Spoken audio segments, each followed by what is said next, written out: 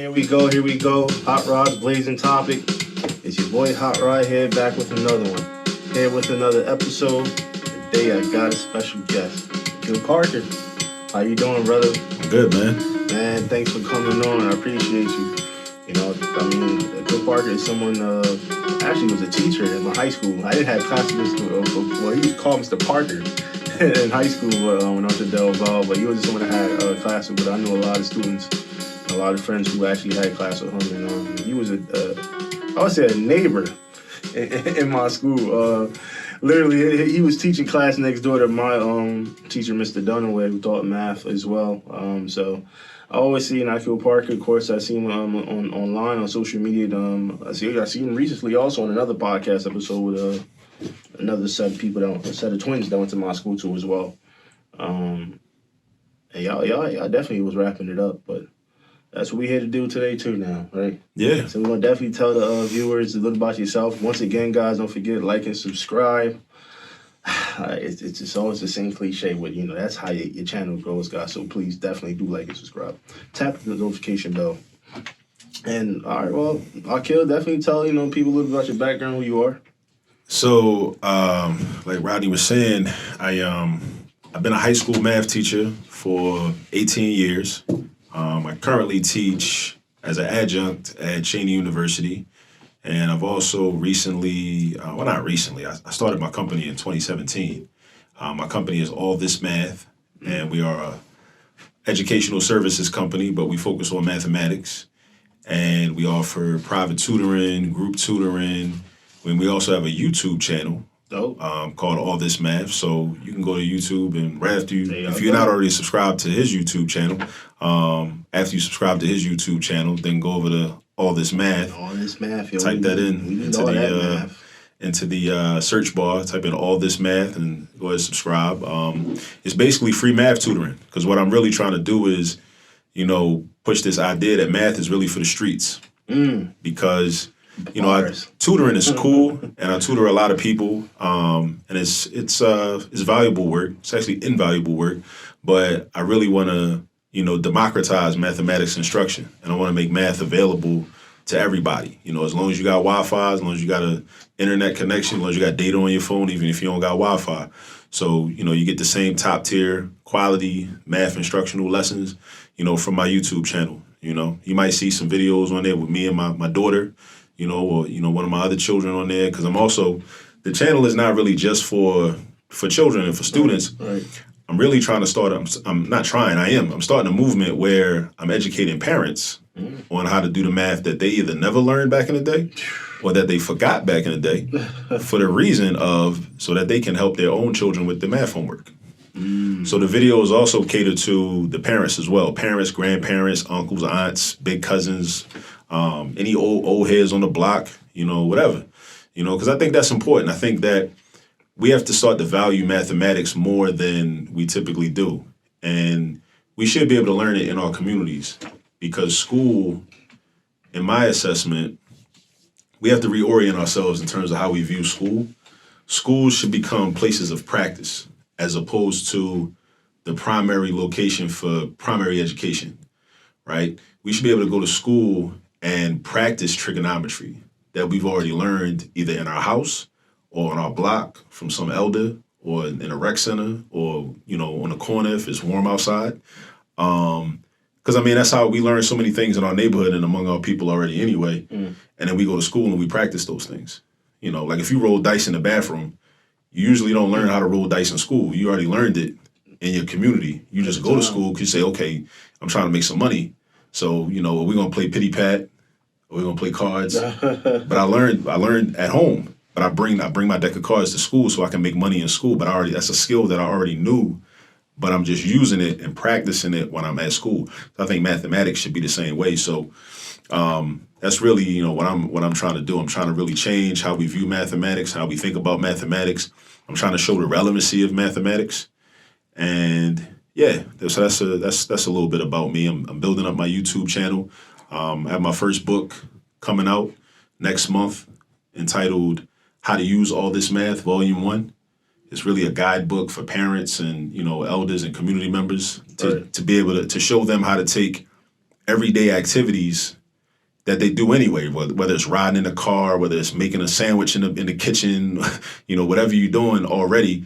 And I'm showing the mathematical aspects in those things, right? And showing how math is really regular. Math is normal. Math is typical. Like I said, math is for the streets. Math is for everybody.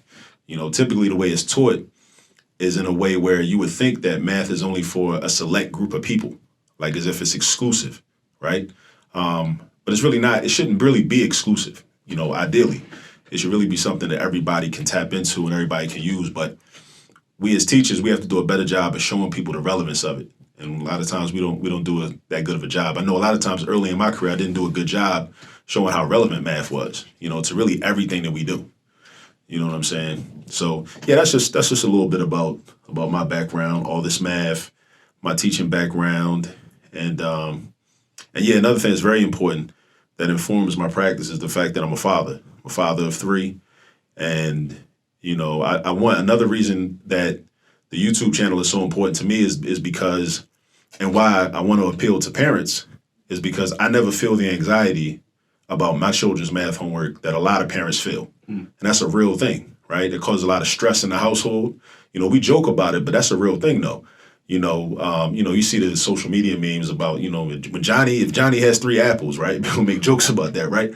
But that's a real thing though, especially the way mathematics is being taught now in 2023 is very different from the way it was taught when I was in elementary school, and when a lot of parents were in elementary school. There are different methods that are being offered. And I think those new methods are beneficial because it helps our children to be able to think differently and have options in terms of how they can look at math problems, how they can look at everyday, math problems. But I really want for more parents to be able to feel like I feel, whereas they don't feel any anxiety when their child come home and they're like, Ma, can you help me with my homework? Dad, can you help me with my homework? Grandma, Grandpa, can you help me with my homework? I want parents and adults to feel how I feel. So that's why I'm like pushing my YouTube channel real heavy, because it's a way for you to, for free, without you don't even got to cut a check, but for free. You just gotta subscribe. That's yeah, all. just like and subscribe. Just go in there, watch some videos. Every topic is broken down into different playlists, and you can learn some math. You can learn the math that you never learned 20 years ago. And sometimes too, like just to piggyback off of a few things you said, it's like a matter of parents not really having the time to do so or pay attention, and that's where maybe you can come in. Maybe that's something you can build and start from there, because a lot of the time parents just aren't paying attention to the kids at home. They come home, they're tired, they're sleepy, they just want to just cook dinner, go to sleep, and hey, don't even start talking about the kids' how's their day. But I'm not even into all of that stuff. But it's like, maybe that's an outlet for parents can if they don't, they're not saying they don't have, not all of them have time, but if at least they know maybe that's night I cannot help you with this assignment, or I don't know how to, go to the, make these kids actually use technology to their advantage, not just watching videos online and music videos and listening to all type of stuff that's irrelevant to help them in their future. And maybe they can come to a channel like you, like, hey, I don't understand this, man, but maybe I know this person who has this YouTube channel can break this thing down for you better than I could have ever, and to give you some false information. It's not even true that you going back to school looking crazy, sounding all stupid for your classmates and all that stuff. So, and I'm glad you brought that up, and we're going to definitely get back to that later too, because even so, and we'll get into that, because we was talking about the reason, of course, one of the reasons you came today, because you want to speak on rap, right? You see my video last time that I made on the negative effects of rap music towards the youth, and it ties into a sense of paying attention, and maybe that parents are not paying enough attention to what their kids are doing at home and what they're listening and what they're doing on their phones. And like you said, hey, maybe you could use your phone to your advantage and actually do something that's educational to help your future versus, I'm not saying that, if you want to be a rapper, you can't do it, but not everyone's going to make it in life to be a rapper or an entertainer. But everywhere in life, you need math, no matter where you at. Yeah. And I just feel as though, like, especially coming from where we come from, I don't know why is it that we push entertainment, and sports so heavily, but not education. Well, I know why. I can tell you why. I definitely want to hear input on that for sure. You can definitely stop me anytime and speak on that. But I just think that's one of the things, because, like I said, when I spoke on the negative impacts on rap, music on the youth today, they're taking everything, like, just like you said, like you were saying earlier when you was talking to me before we started, commercial rap. Yeah. Right? Like, you feel as though everything is just stereotyped and it's just pushed for a certain angle to give to the youth. Yeah. And I definitely would like for you to speak on commercial rap, actually, and what that is, because some of the things I didn't know, I was surprised to hear you even say earlier. Yeah, so I mean, we think about why it's called commercial rap, meaning, you know, the rap music that you can readily hear on the radio. I know a lot of people say, well, I don't listen to radio, but, you know, if it's readily available even on YouTube or on social media, or if it's one of the songs that you can put behind your TikTok videos or put behind your Instagram stories or whatever, it's a commercial. It's meant to sell something. It's meant to sell products. It's meant to sell lifestyle. It's meant to sell certain ideas, ideas that help to maintain the status quo. It's not meant to help people to realize their full humanity. You know, and we was talking about earlier, I think that one of the things I think that we should be more precise in our assessment of commercial rap music, and we should create some different categories for it. Like, there should be a category for black on black violence music, right? There is a such thing as black on black violence rap. And black on black violence is a thing, but in the context, we have to contextualize it properly, because a lot of racist people like to speak about black on black violence, or, you know, Negroes like to speak about black on black violence as a way to promote this idea of black pathology, whereas though we want to act like intra-group violence is not a thing. People commit violence against others they are in close proximity to. So that, therefore, there is also a such thing as white on white violence. There is a such thing as Chinese on Chinese violence. There is a such thing as Arab on Arab violence, right? As such, there is a such thing as black on black violence. So, and there's a lot of music, a lot of commercial rap music that is distributed by white controlled record labels, which serves to maintain that reality. And it's always interesting to me, this contradiction, how you have major radio stations promoting stop the violence rallies and stop the violence block parties. And they'll invite artists to come out and perform. And the artists will perform violent songs that promote gun violence, that talk about gun violence and glorify gun violence. And these kids go back into the hood after that concert and go mimicking the same thing they just seen. And I'm like, am I the only one that sees this, is hear this? Like, y'all don't really see this contradiction? And I mean, you know, and I'm able to easily see it because of my mathematical understanding. Because whenever you recognize a contradiction, that's a mathematical assessment that you're making. So again, that's like reason number 7,982, like, of when you're going to use this stuff, right? Because, you know, students always ask the question, like, why I got to learn this? Why are you teaching this? When am I ever going to use this? Well, the thing is, a lot of people aren't going to use it. And we see why, and we see the effects of that. Because, again, you'll have a major radio station that will have a so-called Stop the Violence rally, a Stop the Violence concert, and you'll invite artists that rap songs and sing songs about violence. And then people don't even see the contradiction. They don't see, like, well, this don't add up. How does this make sense, right? So because we don't have the mathematical understanding, because we didn't really understand geometry, we didn't understand algebra, we didn't understand fundamental math in elementary school, we don't see nothing wrong with that. We just want to dance and shake our ass and do hips. That's all we want to do. Okay, so why do you feel that's being pushed so much, right? Like I said earlier, entertainment and rap and stuff, but why is it that we are programmed to fear math? Instead of looking at it as a beneficial for us as society long term. So that's my question, is why do we fear math instead of embrace it? Well, I'm glad you asked that question. That's a very critical question, because math is such an important subject in terms of helping people to develop their critical thinking ability, their consequential thinking ability, and their problem-solving ability. Those three main things. And what happens is, a lot of times students, because, you know, children are young, and children, you know, your medulla oblongata, you know, not medulla, your frontal lobe, right? It's not fully developed till you're like 21. So a lot of things you don't really understand, right? So we get caught up in how is this equation going to help me in life? It's not about the equation. It's about having the ability to solve the equation, having the ability to learn how to go through a step-by-step process and be able to solve equations, how to be able to read a word problem, analyze the word problem, comprehend the word problem, be able to pull out the important information and be able to unite theory and practice. Be able to understand, okay, this is the theory for, the triangle sum theory. So I know that theory. So therefore, if I gotta, take this expression and plug these expressions into this theory and create an equation and then solve the equation, and then I got the answer to the problem, and then I can take that answer and answer the larger question. Those that are empowered don't want people to be able to do that, because it's another thing I'm gonna hit you with.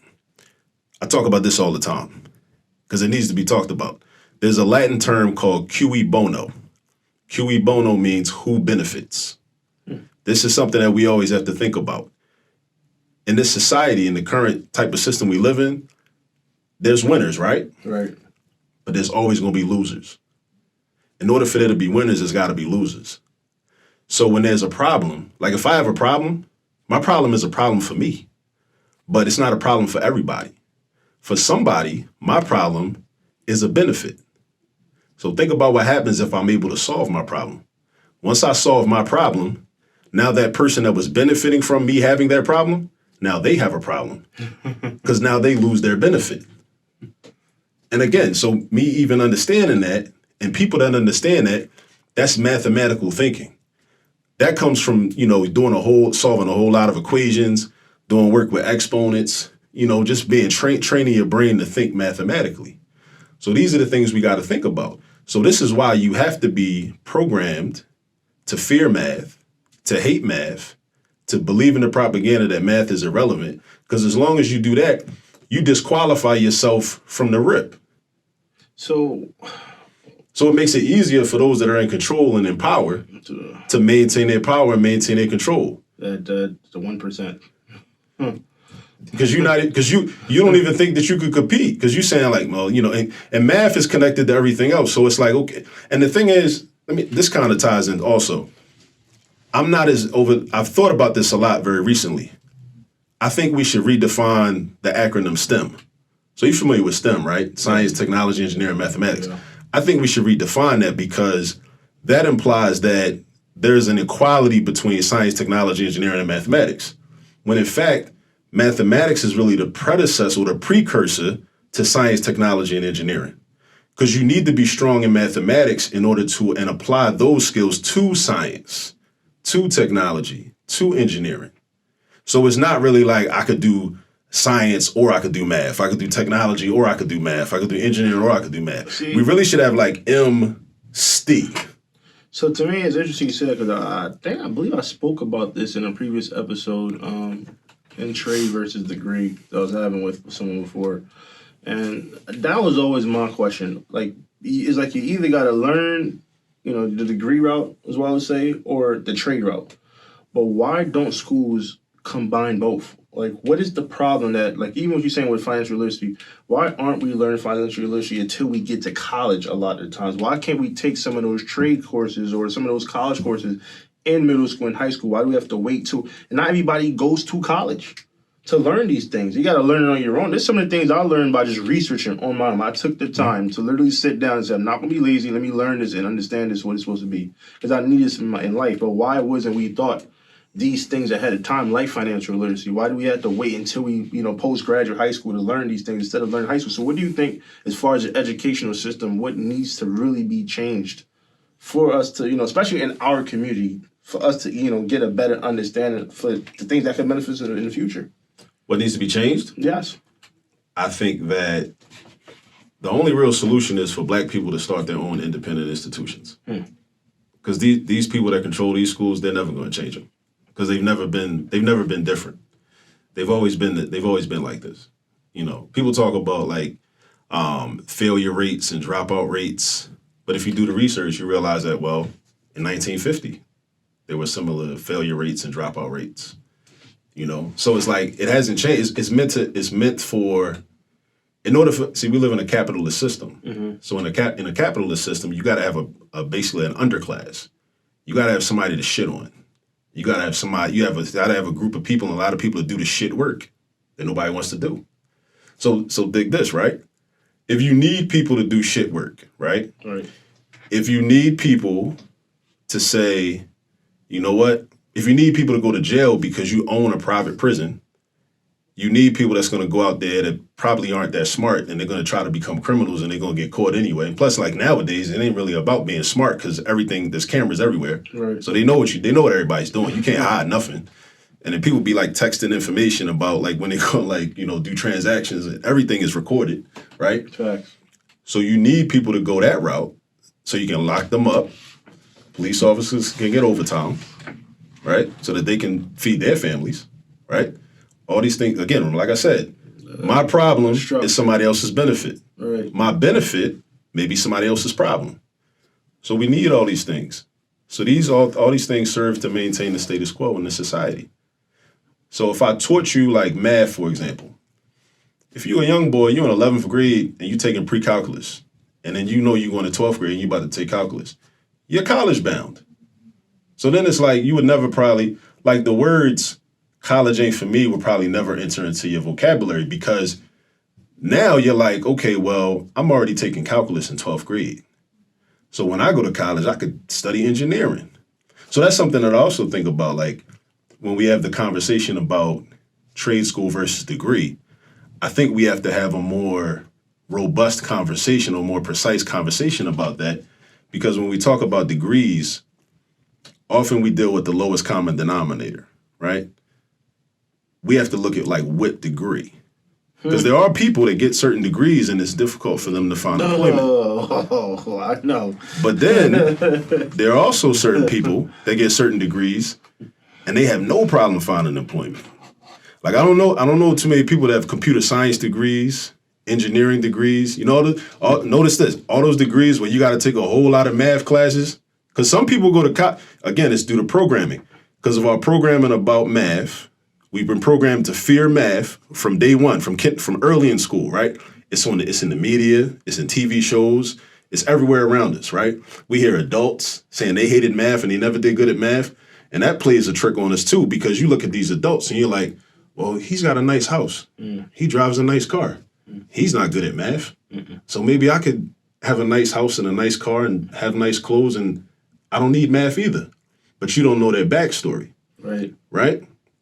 So a lot of people go to college, they choose majors based on the minimal amount of math courses required to get that degree.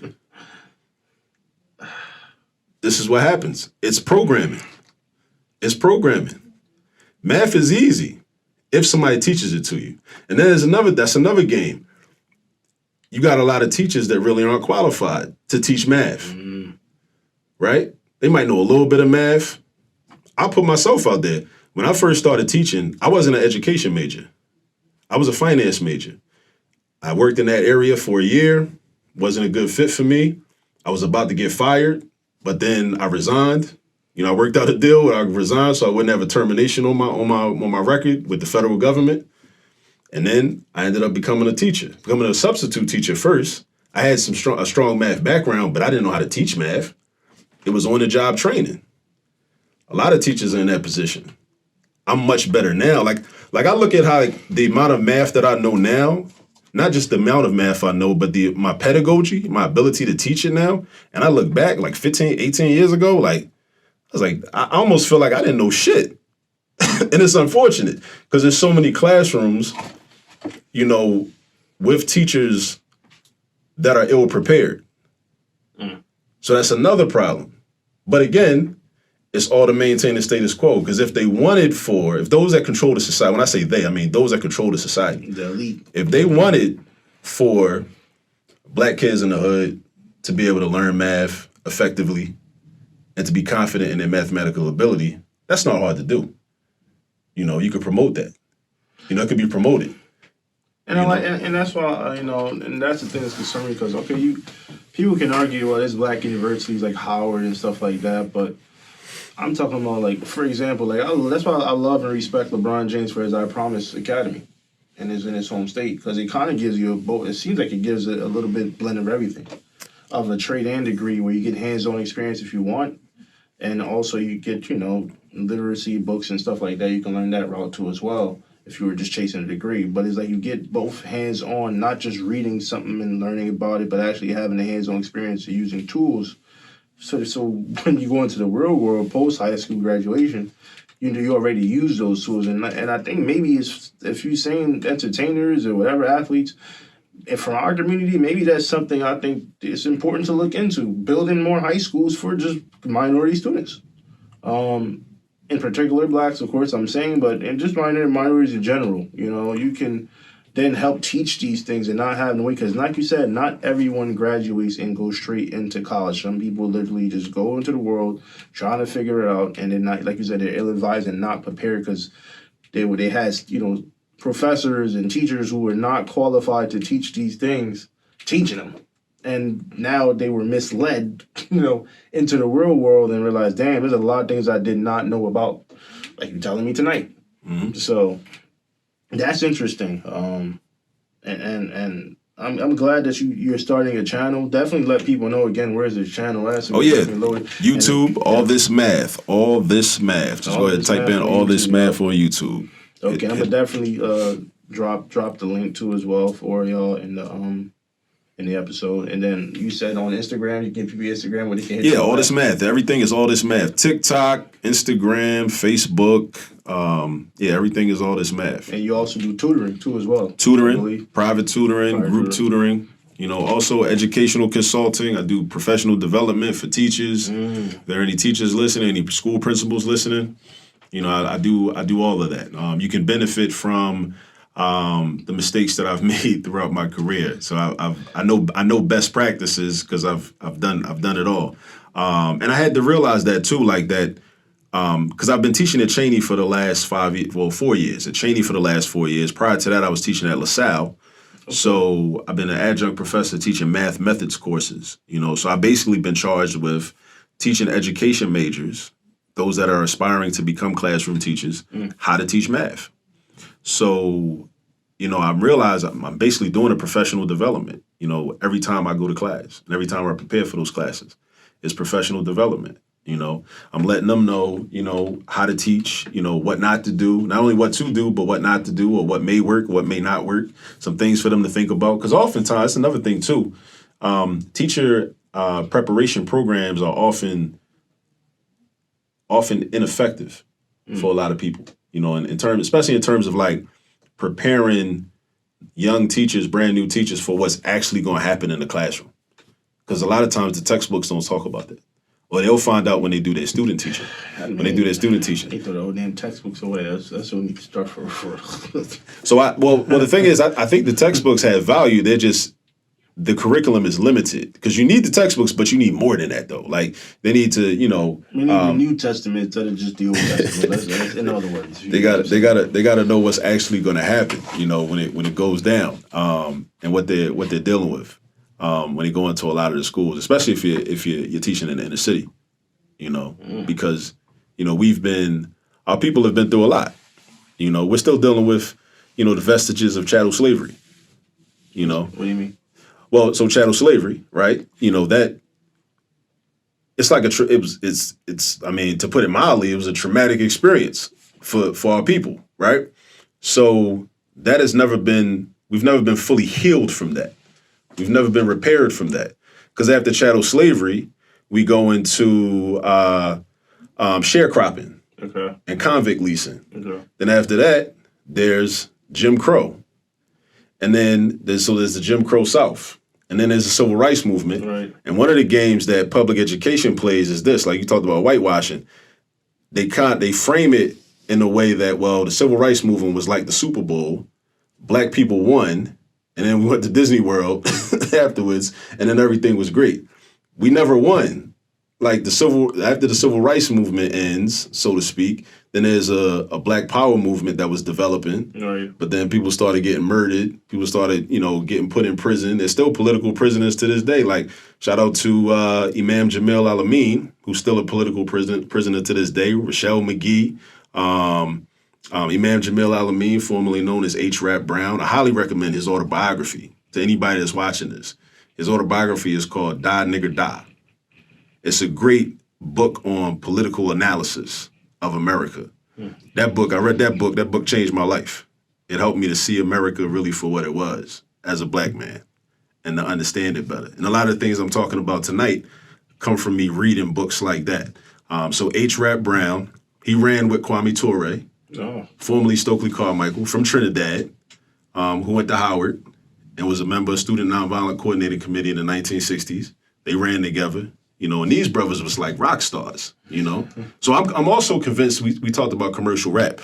I'm also convinced that what the United States government has done is they paid attention. They did analysis.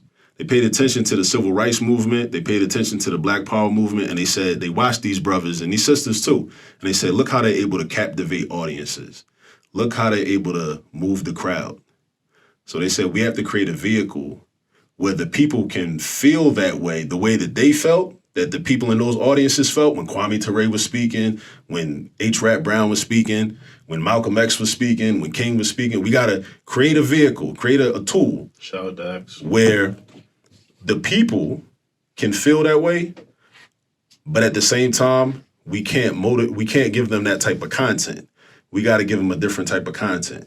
We got to have them thinking about fucking, sucking, spending money on designer, buying cars they can't afford, killing black people. Just backwards. We got to get them thinking about that, but we got to get that energy. It's about the energy. So we got to be able to take the energy from the 60s, right? From the 70s, right?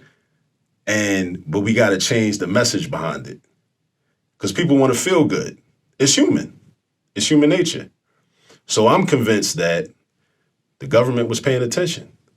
They were paying attention. They said, okay, so we got to have, because if you like, and I get this from because I've grown up listening to rap music, commercial rap, some underground rap, but mainly commercial rap. So I pay attention to it. As I've gotten older, I've become more of a critical listener of it, right? To understand, what are they trying to tell me now? I would tell students, at Del Valle, every school I'm at, when I see young brothers and young sisters listen to music, what is he teaching you? What is he teaching you right now? What is she teaching you right now? Some students in high school was all saying that about you. Yeah, what do they teach you? Because the rapper is a teacher. Right. They're telling you something. They're giving you a story. They're giving you, their album is a curriculum. Mm-hmm. They're giving you ideas about how you should live, how you should move, how you should treat people, what you should do with your money.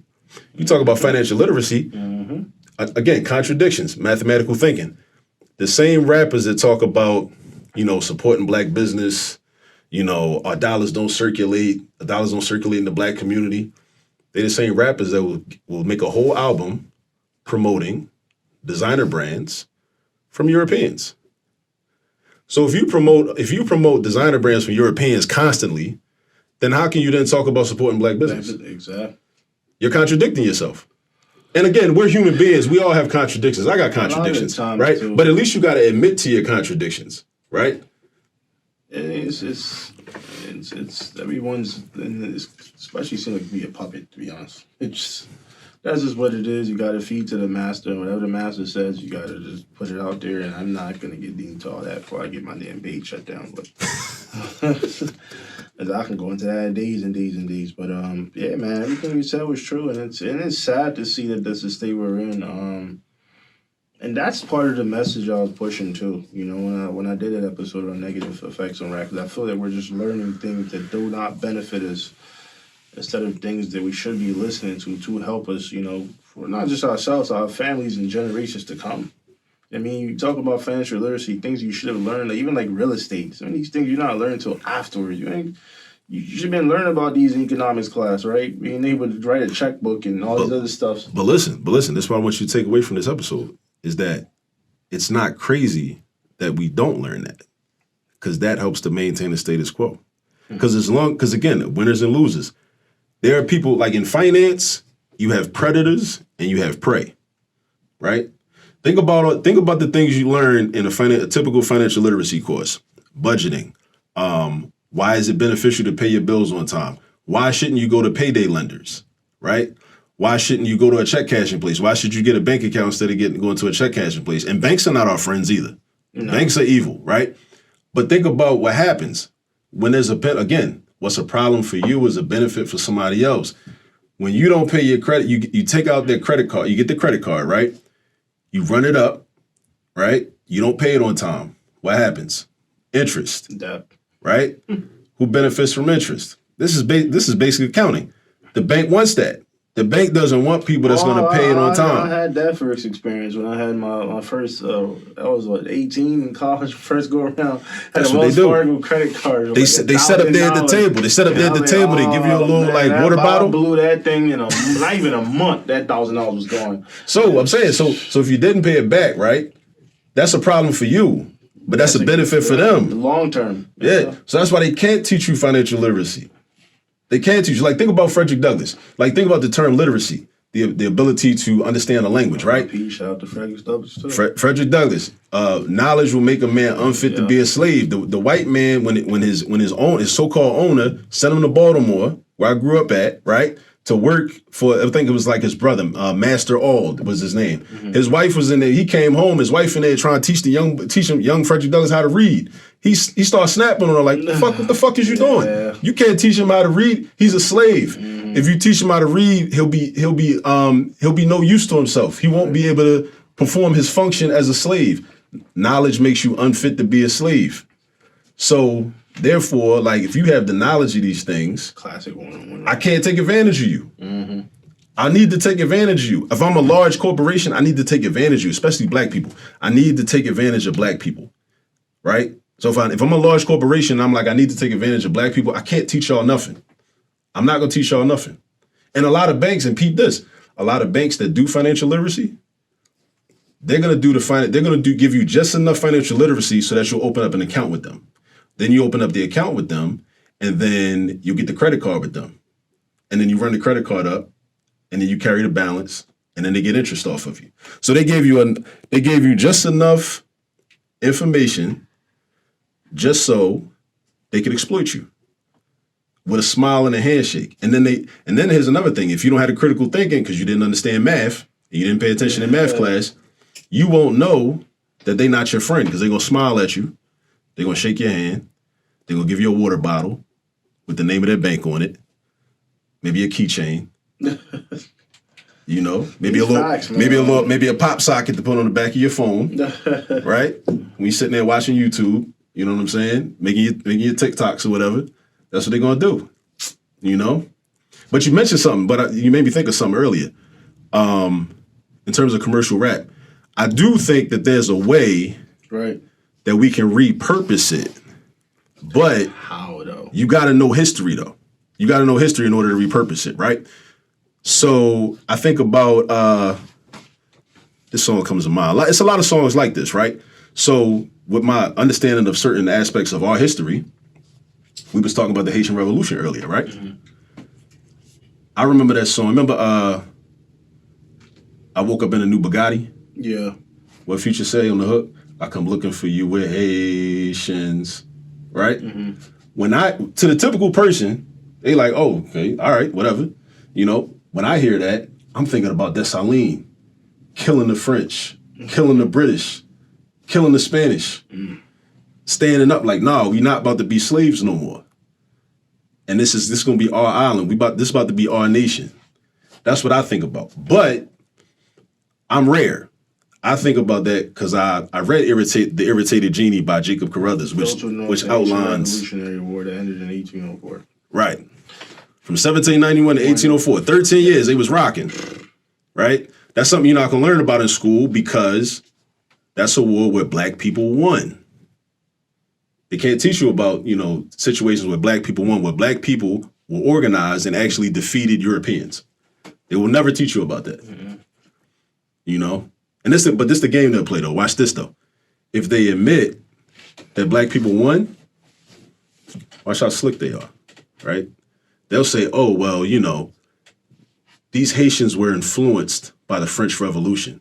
The fuck out of here. So I mean, they say, oh, well, they found out about what the French were doing in France and that just inspired them. White people always swear like we need them for something. We don't need them. But again, we get taught those stories and those ideas. So a lot of black people today do feel like they need them. Mm. They feel like white people are like our dad. It's like, daddy, what should I do next? Mommy, what should I do next? Nah, we're the first human beings. We're the first human beings. Like we don't need to get permission to exist and, to get permission to make moves from Europeans. But that's just how, but again, that's the educational system. It's meant to control you and keep you of a certain mindset. Different type of optics, man. Yeah, meant to keep you of a certain mindset. But and to the point about financial literacy, we also got on this because what we've really been talking about tonight is really economic literacy. Because financial literacy is cool, knowing how to understand, budgeting, credit, those different things. But we got to first think about economic literacy. And within this economic system we're in, which is a capitalist system, it's built on exploitation. It's not about everybody winning. Everybody can't. And again, another mathematical concept. It's impossible for everybody to win in capitalism. You got to have in this system. It's pyramidal, right? Shaped like a pyramid. You got a few winners and a whole lot of losers. The pyramid gets wider as it goes down to the bottom. You got a few winners and a whole lot of losers, and it has to be that way in this system. Insane. So here's the question that every responsible human being has to make. I talk about this with students all the time. It's great to, get education, develop skills so that you can be a productive member of society, a productive member of humanity. But the question we got to ask ourselves, we got to decide is, do we just want to be comfortable within this system? Or do we want to work to create a new and a different system where everybody can win and everybody can eat? Because there are systems that exist where everybody can win. That's just not the system we're in right now, right? And it doesn't mean that life is going to be perfect, because I know people are going to hear me say that, and a lot of people respond to that by saying, "Oh, you're talking about utopia that doesn't exist." No, I'm not talking about utopia, because human beings are still human beings. We're going to have conflict. We're going to argue. We're going to disagree. We might have to fight, and that's cool. That's what human beings do. But there are other systems that we can have where you don't got no people sleeping on the street when it's 5 degrees outside. Right. You don't need to have homeless people. You need to have poor people.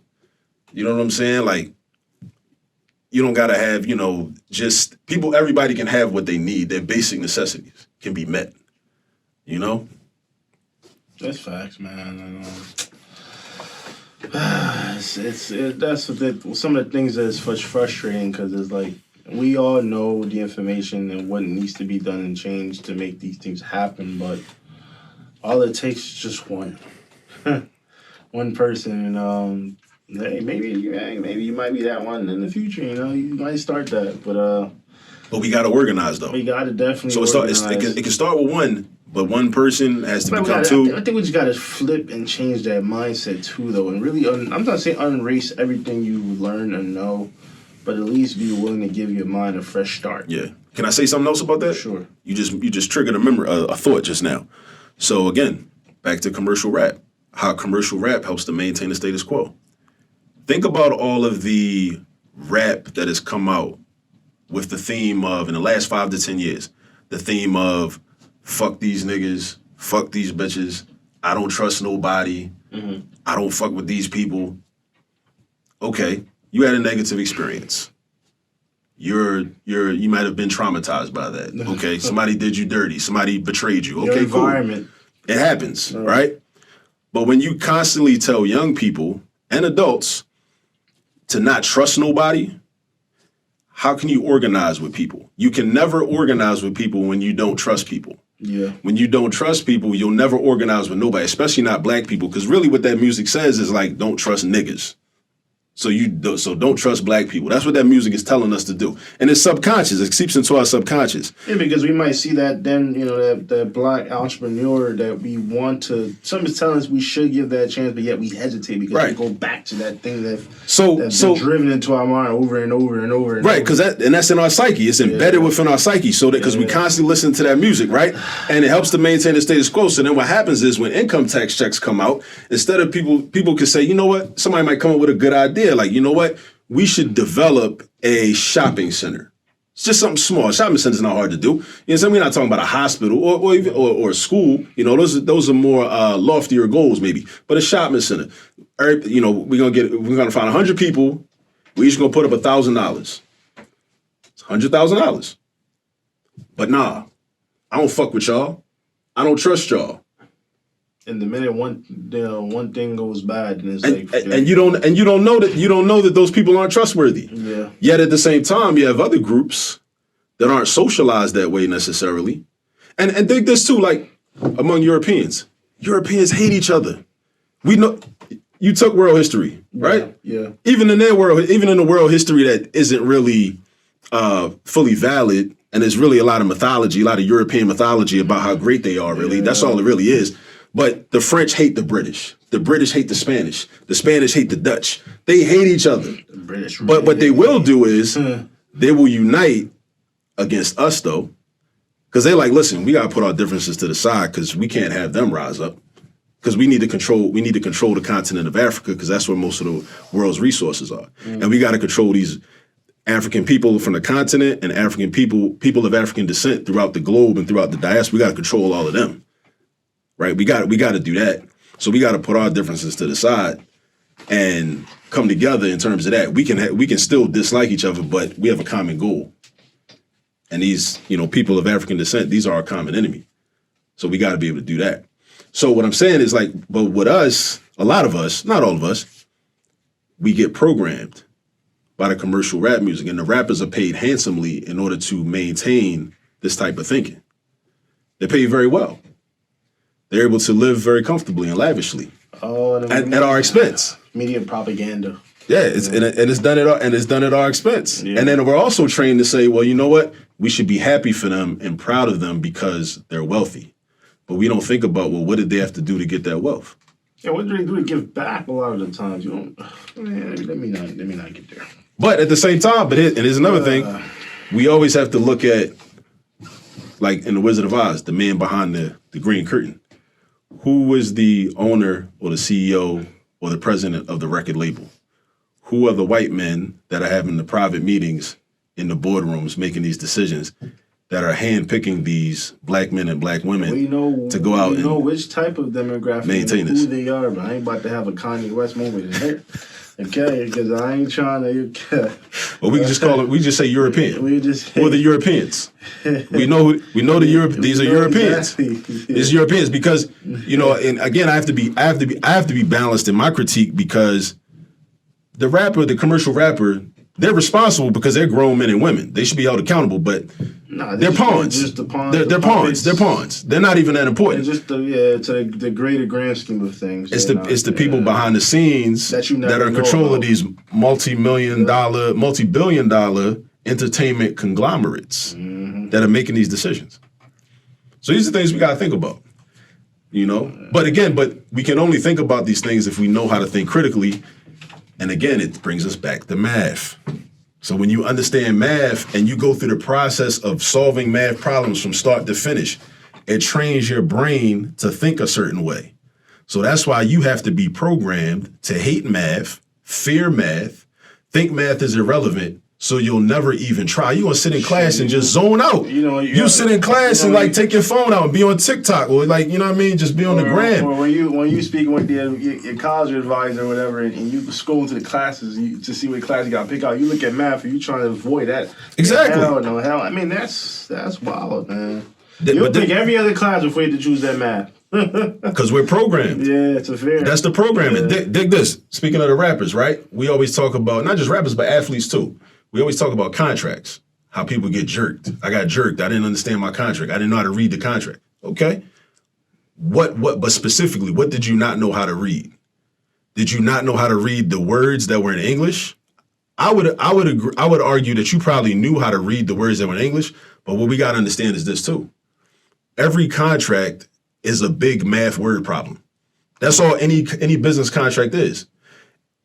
These percentages in perpetuity. All these are mathematical terms and mathematical concepts. Mm-hmm. That's all they are.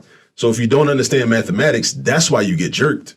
You get jerked because you don't understand the math. They want you to go get an agent to do so because you never was taught. Shout out to Lamar Jackson, man. I'm gonna leave that right there.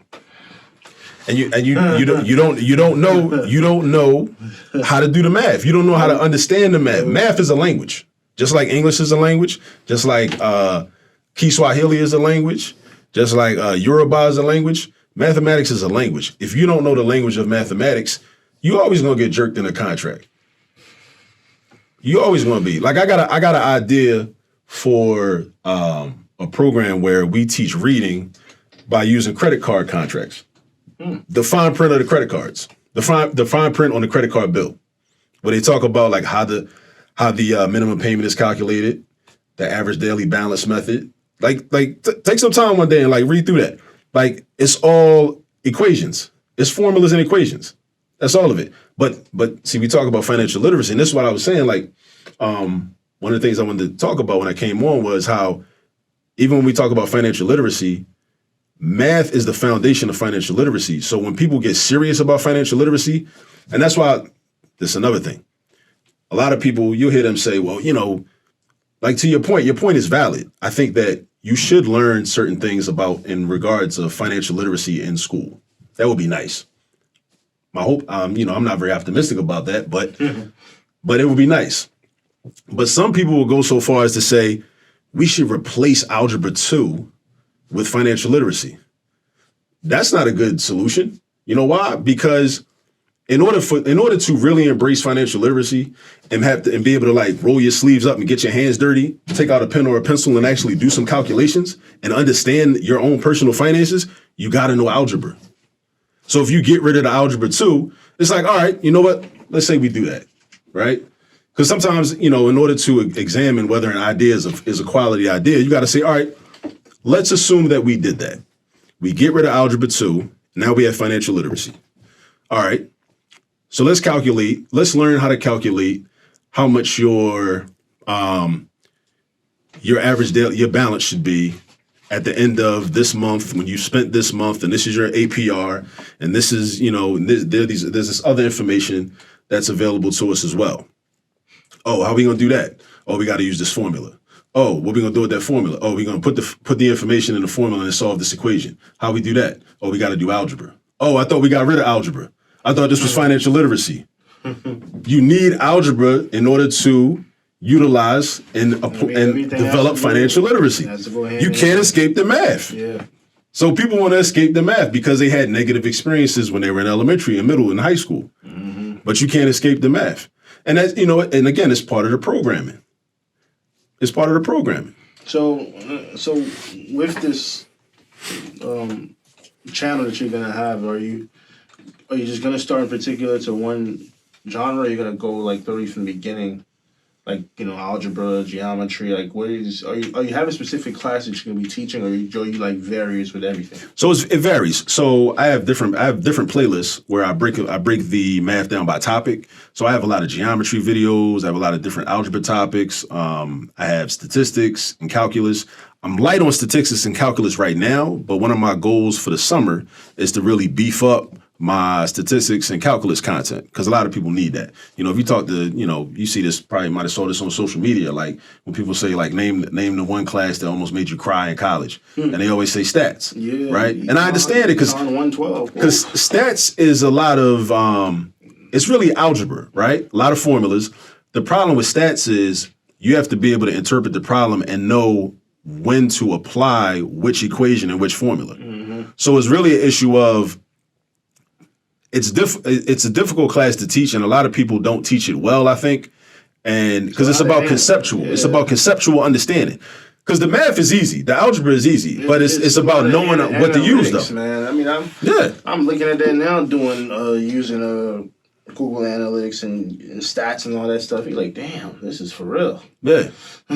So I got a lot of those, a lot of different videos. You know, also like I have Eureka math video. Eureka's a popular curriculum that's used in a lot of elementary schools throughout the country, middle schools too. Some high schools even use it.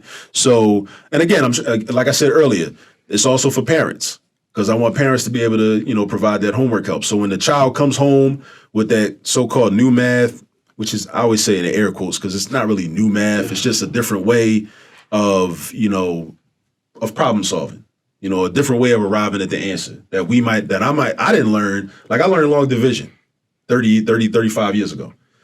I didn't learn a lot of these different methods that the children are being taught, like partial quotients. Like somebody hear partial quotients and say, what the fuck is that? Yeah. Right? But partial quotients actually make sense. And it's actually very helpful. And I say that as a person that I didn't like the Common Core math when I first was introduced to it. So I get it when people are frustrated with it and they're like, why the fuck we got to do this? This dumb. I don't like. I understand your sentiment. I understand how it makes you feel. I get it. I too once felt that way, but I had to learn it because I had to teach it to my students on a college level, right? So I was forced to learn it, right? It actually does make sense. And what I find too is that it helps young children with their transition into algebra when they get older. Because a lot of students are like, I've heard this a lot throughout my career. A lot of students say, yeah, I used to like math, but then when the letters got introduced, I ain't like it no more. So meaning when they got to algebra, it was a rough transition. But what a lot of the so-called new math does is it introduces those algebraic concepts at an early age, but just with using numbers though. You know, and even me, like when I've had to learn this, I'm like, oh shit, this is cool. I wish I would have knew this 35 years ago because this makes it make sense. I was the type young boy where it's like, okay, just give me the formula. Give me the algorithm, give me the steps. I'm gonna memorize it and I'm gonna know how to do it. And then I'm gonna just keep getting the right answer because I like getting right answers. It's like playing video games. Once you learn how to beat the level, you just keep doing that thing just to beat the level, right? With math, it was the same thing with me. But if you ask me, okay, well, why does that work, Akil? I don't fucking know. You just like to solve the problem. I don't fucking know. That's just the answer. Man, but it's right though, right? But tell me why it's right. So what I do in my tutoring sessions, I be pressing my students. I know they be getting mad sometimes, but I gotta let them know. Listen, I want you to win. So I want you to not only know how to get the answer, I want you to tell me why it's right. Tell me why it's right, and I want you to tell me why the wrong answers are wrong. See, they don't go that far. Because that shows that you really know it. Yeah. Because if you could really break it down and tell me why, that means you're really on it. They just teach you how to solve. Okay, you got the right one and leave it at that. But there's like pop quizzes okay, guys, we took the quiz when it's stand, but did y'all know how y'all even got these right answers? Right. Stop it. That's probably after a while, like 12th grade, I was like, I'm done with math. Math is my favorite subject too, growing up from elementary school on. Man. I got to like senior in high school, I was like, woo. But then, like we were saying earlier, post high school, you start realizing, damn, I should have learned all these other stuff in math because they're actually more useful now instead of being like, I don't want to deal with it running away from it. Right, Instead of having that fear all over again, man. And the why part, dig this too. One of the reasons that I stress the importance of knowing why or being able to explain your work is because of all this AI and chat GPT stuff going on. Because now it's like, I mean, photo math and all these apps and everything, they've been out. So, students always cheat all the time. They say, oh, let me take a picture of the problem, boom, put it in photo math, come up with 5 steps. Students just go ahead, copy it down on their paper. But hold up, explain to me how you got that answer. Oh, I did x plus 5 really equals 7. X plus 5 equals 7. No. Tell me why that makes sense, though. I don't know. It just do. That's what I wrote on my paper. Nah, you ain't do that. So now in educational spaces, more teachers are gonna be like, explain to me why that works.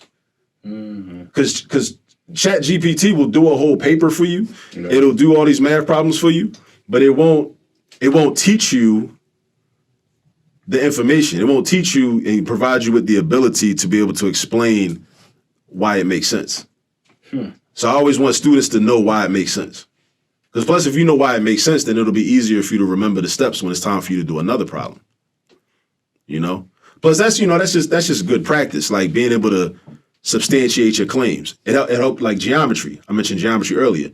One of the benefits of geometry is so that you can make strong and valid arguments. So many people make dumbass arguments because they never learned how to do that. That's the purpose of geometric proofs. With a proof, it ain't about how you feel. So when somebody say, I feel like, that always kind of like, I wonder about that. Like, is this a feeling or is this a fact? Because feelings are valid, I'll give you that. But with some things, there should be a factual basis for a position, if we take a position. What geometric proofs do is say, okay, this is your given information. This is what we know. I want you to prove this. So we got to go through a set of theories, and you got to sit there and think, all right, let me look at this problem. What does this shape look like? What theories do I know? How can I prove that? You can't just sit up there and like the way a lot of people move and they operate. They're like, yo, well, I feel like I feel like that angle is equal to that angle. That ain't enough. It ain't about what you feel. Math is facts over feelings. And what geometry does, at least what it's supposed to do, is it teaches you to go through a systematic process to be able to prove why something is true. Otherwise, we got a society kind of like what we have now at times, where people just say anything. And we're like, oh, well, they got the right to feel how they feel. You're right. You do have the right to feel how you feel, but you don't have the right to act as if it's factual and that everybody else has to accept it just because you feel that way. That's... You know what I'm saying? So again, another reason, but see, I don't really blame as much the students for feeling like geometry is irrelevant, because if you didn't have a geometry teacher that broke it down for you like that, like I just did, then how would you know? That's true. That's true. You know what I'm saying? So, so these are the types of conversations that, I have in some of my videos. I got over 500 videos. Okay. And let the viewers know one more time before we exit out where they can find you at again. Right. Find me at All This Math on YouTube, at All This Math on TikTok, at All This Math on Instagram, at All This Math on Facebook. Also, the website is allthismath.com. It's just All This Math. Man, All This Math, and trust me, man, Doctor, as y'all hear, very insightful, man. He pushes math because it's the most important component in our world. I mean, money talks everywhere. That's why America's built off of two things: money and controversy. Yeah. But definitely, thanks for coming on again, man. I appreciate you. Definitely going to see Dr. Kilpatrick again here. Brother Kilpatrick is a doctor. He sounds like a doctor. I'm flattered. But all right, man. Thank you again for coming in, guys. Once again, like and subscribe. Hot Rods Blazing Topic. Until again, we see you. Real quick. Oh. I'm sorry to interrupt you. Can I say one thing? One thing. Okay, so in closing, you just made me think of something. Like I mentioned earlier, math is for the streets, right? And that's what I want it to be. Mm-hmm. I don't want it to be like we're in Philadelphia right now, so I'm sure a lot of your audience is in Philadelphia, but from city to city, the educational system is set up the same way. Typically, there are a lot of comprehensive schools, and you got a few elite special admission schools. Like I grew up in Baltimore. Baltimore was like that. I went to the top public school in Baltimore. So if you're in Philly, what happens often is people say, well, parents, is what a lot of parents say is, well, I need my child to go to either Central, Carver ENS. If they're a girl, they can go to Girls High, or maybe Masterman, because they know what quality of education they'll get there. That's the sad part, man. Right? All of us in Philly know what the hell we talking about these schools. So I'm not shitting on any other high school, but you knew certain high schools to go to, and you knew certain high schools to avoid. So the thing is that what I'm saying is I'm trying to level the playing field, right? Trying to level the playing field. So I'm giving you access, even if you go to a school that's not seen as a top tier school. Mm-hmm.